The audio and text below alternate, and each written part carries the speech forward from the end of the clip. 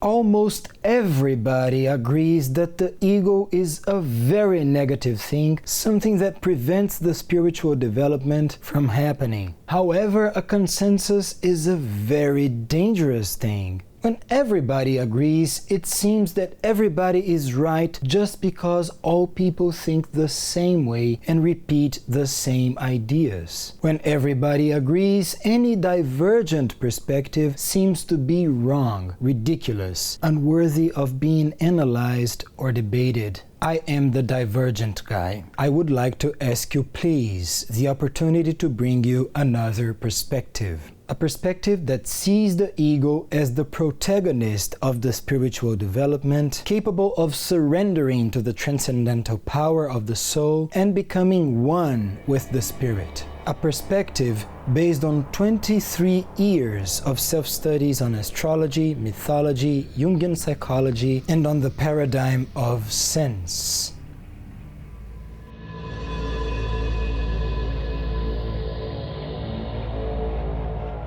I'm Cavalli. I must admit that the word ego has a meaning for the current spirituality and the holistic world, and an entirely different meaning for me, Cavalli. People have every right to think in whatever way they want and use the words in the context of their lines of thought. I wouldn't be me if I would not stand for that. It is therefore indispensable to clearly understand these differences and the correspondent outcomes.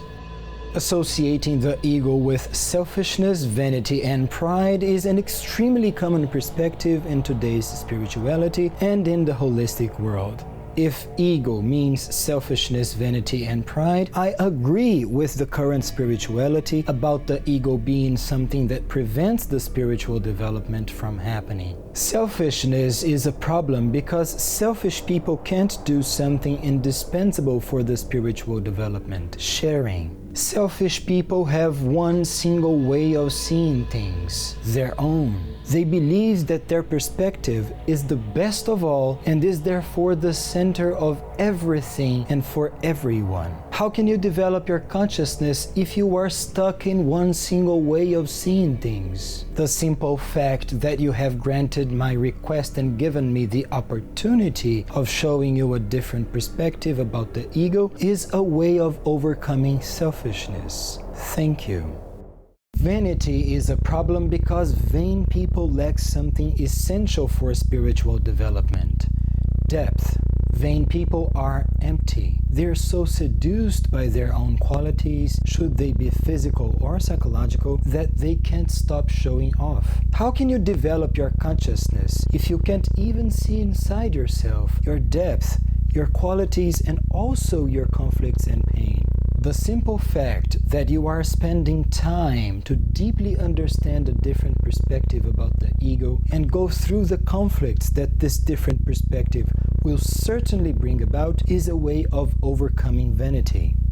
Pride is a problem because proud people can't go through something that is essential for spiritual development: the ability to transform themselves. Proud people are so attached to their own merits and honor that they believe to be always right and to have achieved the highest level of development. How can you develop your consciousness if you never make mistakes and has already achieved the highest level possible? The simple fact that you have admitted the possibility of a point of view different from yours being right is a way of overcoming pride. Therefore, if you don't know how to deal properly with the ego, it will indeed be an obstacle to the spiritual development. However, destroying the ego is not the solution for an imbalanced ego, the same way that amputating the arm is not the solution for a broken arm. Now that we have learned which is the perspective that the current spirituality and the holistic world have about the ego, allow me to present you my perspective. The ego is simply consciousness. This is how the Jungian psychology, created by Carl Jung, sees the ego.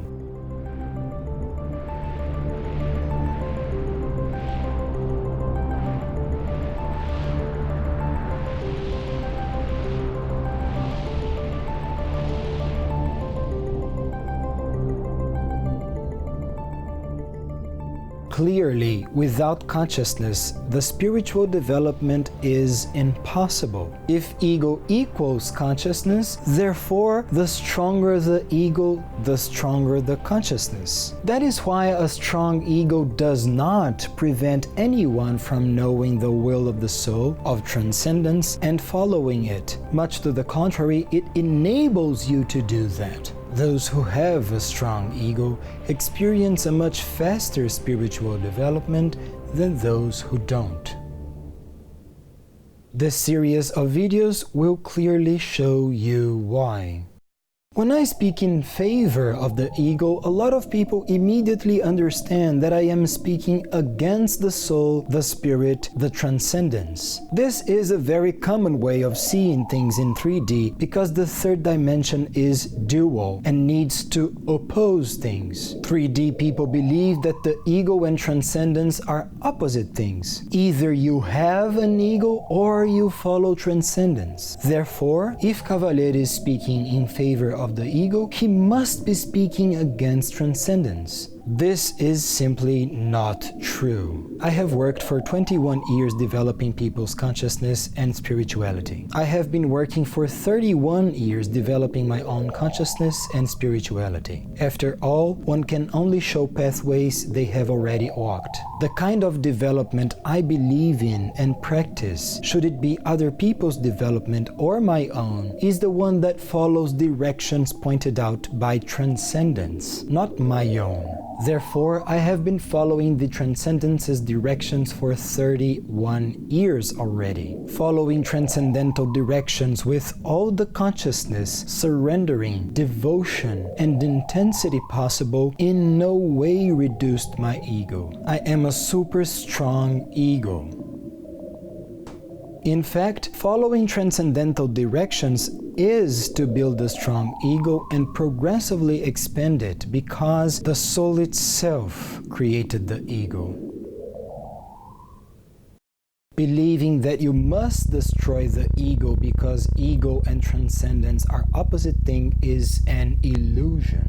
Illusions are by no means harmless. Illusions are extremely dangerous. Illusions imprison your consciousness. Illusions are convictions. Convictions that imprison you in illusory realities.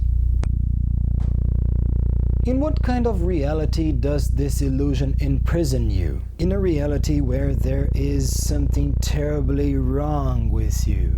In a reality where all the human beings have been created with a fundamental flaw, an ego. In a reality where you must destroy, kill a part of yourself in order to be better, develop spiritually, and follow the transcendental, the divine. In a reality where you have been born already deformed. In a reality where you are fundamentally selfish, vain, and proud.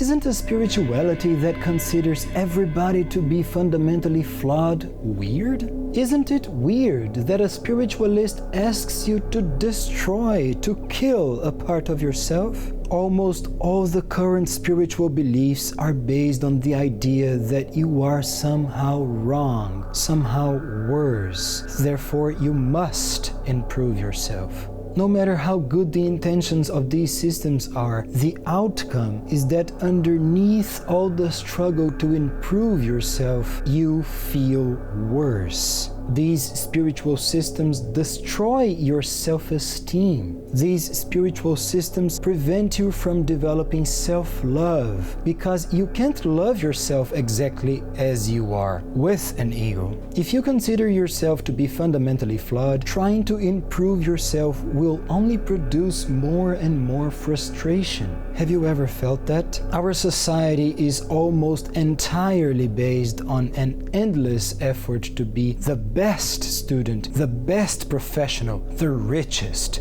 the most beautiful, and the most intelligent. There seems to be no limit for this imposition of a never-ending improvement. Now, on top of that, you must destroy and kill yourself in order to be spiritually better. These systems disseminate self-rejection and preach self-destruction. Don't allow this illusion to imprison you. Leave it behind. Destroying illusions is an act of courage, because destroying illusions is destroying convictions that you publicly stood for and seeing the life you have built on this illusion collapse. Destroying illusions is liberating because it opens the access to new realities. Destroying this particular illusion opens the access to which reality? A 4D or a 5D reality where there is no opposition whatsoever between the ego and transcendence.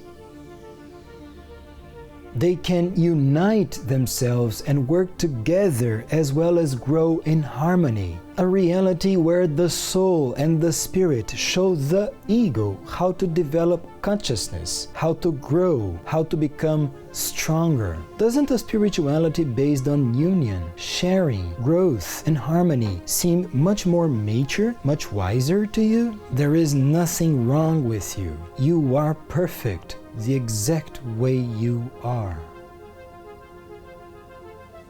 The idea that there is something wrong with you is not at all recent. It is deeply rooted in Christianity. The current spirituality and the holistic world claim to be very up-to-date and original creations, an expression of the age of Aquarius, but they only repeat the old Christianity dogma with new words. This is the topic of the next video.